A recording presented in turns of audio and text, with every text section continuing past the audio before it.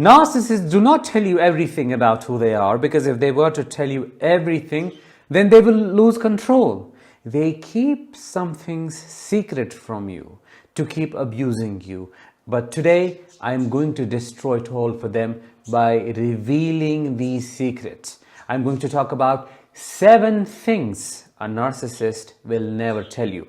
If that sounds interesting, please make sure to subscribe before we begin. I am your host Danish. Welcome to my channel.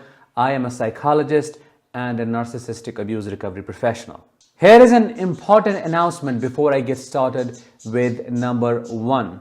If you are a child of a narcissistic parent and have survived developmental trauma, attend my workshop that is happening on May 4th and 11th, only twice a year. In this workshop, I'll help you understand how you get traumatized as a child and how you then live that trauma in your adulthood. I'll also help you learn how to heal your core wounds and stop attracting narcissists. If you are interested in securing your seat, click the I button above or the link in the description of this episode and get your seat at a very discounted price, at an early bird price, which is only reserved for 100 participants. Secret number 1, you will always feel alone with me, lonelier than when you are on your own. You and I both know in a narcissistic relationship, there is no one to connect to. There is no one to rely on. There is no one to share your emotions with. You are literally on your own, physically, emotionally, mentally, and psychologically. Yes, they are technically there. You are in a relationship, but the truth is you are in a situationship. This relationship is run by only one person, and guess who is that? Of course, you. They stay with you only for one reason, and that is to keep extracting supply from you. They are there not for you but for themselves. It's all about them. Whenever it comes to you, everything is invalidated, everything is suppressed. You are made to think you're asking for too much. Your demands are bigger than what they should be, and you are too needy, too clingy, to this, to that. How would you not feel alone when loneliness is what they offer you through giving you silent treatments, stonewalling you, disconnecting you from your friends and family, and isolating you when you need them the most? When you are on your own, when you are with your own company, everything is at peace and stable. Nothing is happening. Yes, you don't have a company of another person, but nobody is harming you. But when you are with them, you are getting harmed in every single way.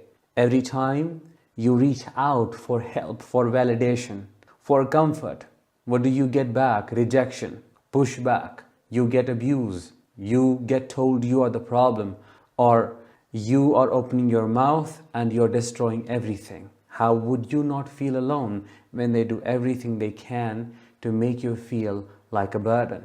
Secret number 2, I know you're strong, resilient, and capable, but I'll tell you the opposite, because your strength makes me feel insecure and weak deep within.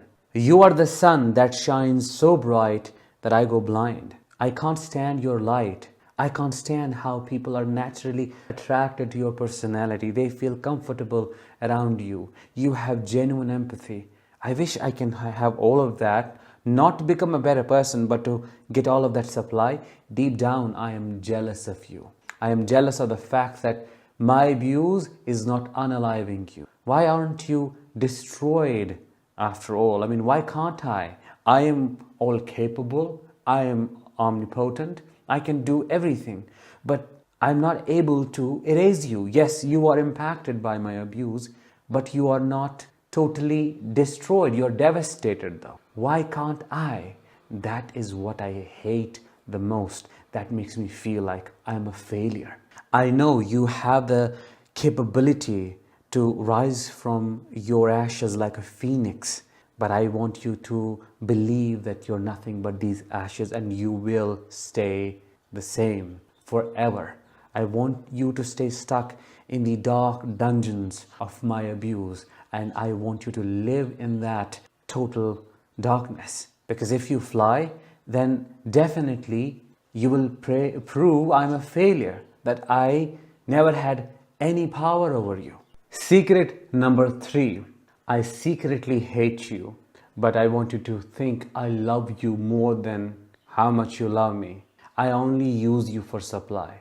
Deep down, I know I am your biggest enemy. I wish and pray for your downfall because in that lies my success. I feel powerful only when I see you falling apart. I need you to feel defeated, fatigued, totally exhausted. I need you to develop various mental health issues because that will confirm I am better than you.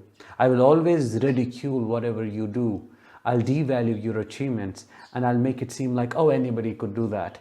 At the same time, I'll drop breadcrumbs and will say, oh, that was a joke, or I didn't mean that, because I don't want to lose you.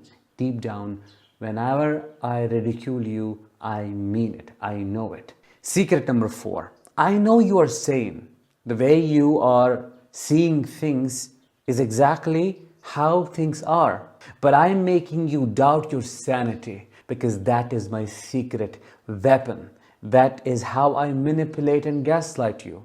If you were to see things as they are, and if you were to see through me, you will leave me.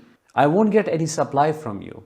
You won't fall for my crap. And nobody will then enable me. Nobody then will agree with me. You will be disgusted by who I am.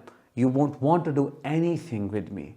I have to not only tell you, but convince you that you are messed up here, that you have gone nuts, you're making up things, you're imagining things, or that things did not happen the way you think they happened. Secret number 5. My personality is not real.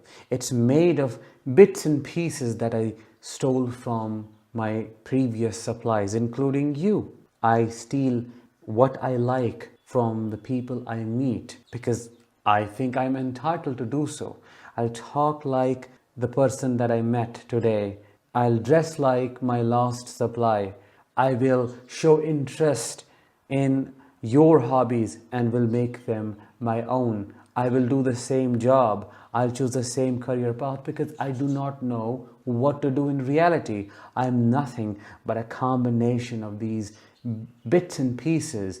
Beyond that, I do not have any character, any personality or identity whatsoever. If I were to drop these mental and physical costumes, you will see a boring human being, a disgusting human being, a very bland human being that has nothing to offer, actually. That is not a suitable candidate for marriage, any relationship, children, or whatever life has to offer. I don't know why I'm here. I only know to prey on others, and that is what I'm doing. You should check your work and then compare it with my mind. Probability is I might have stolen it from you and made it my own ideas because after all, I own you. You are my extension. You are the object that I am entitled to use. Unfaithful to you all along.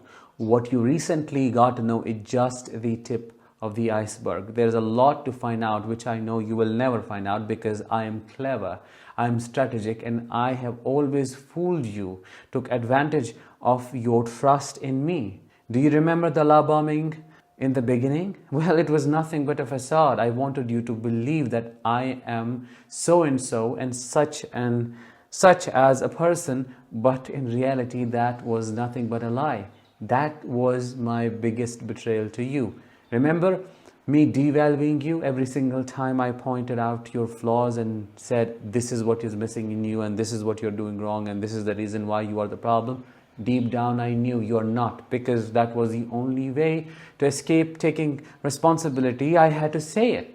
Lying is like breathing to me. I lie to you every single second that you spend with me. I have withheld so much information that if you were to find out, you would blast or you'd be shook to your core. But I had to conceal it from you, otherwise you would have left me earlier.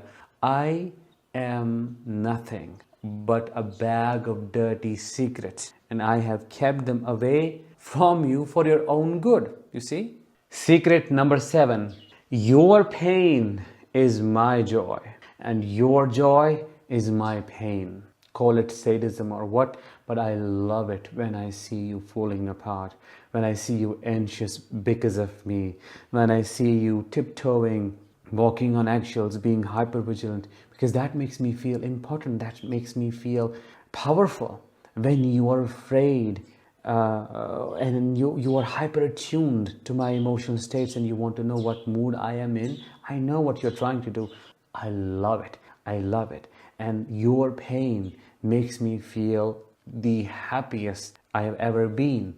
Whenever you are struggling, I love to jump in and to help because I want to feel better. If not, I'll leave you alone. And even if I am available, I'll still not help you at all. Your joy is my pain because I want to be better than you, or at least be perceived better than you. Anytime you accomplish or succeed at doing something, I feel like a failure. I personalize everything that you do. After all, it's about me, isn't it? I am the most important person. So whatever you do impacts me, and that agitates me, which makes me punish you. So it's your fault. Every time you achieve something bigger than my achievements, I have to downplay them. You got a promotion? Oh, anybody can get that. You got a raise? Oh, that's nothing. That's pennies. When I know deep down that is a big thing, but no, I can't tell you that. Otherwise, you're going to be better than me, which I don't want to happen.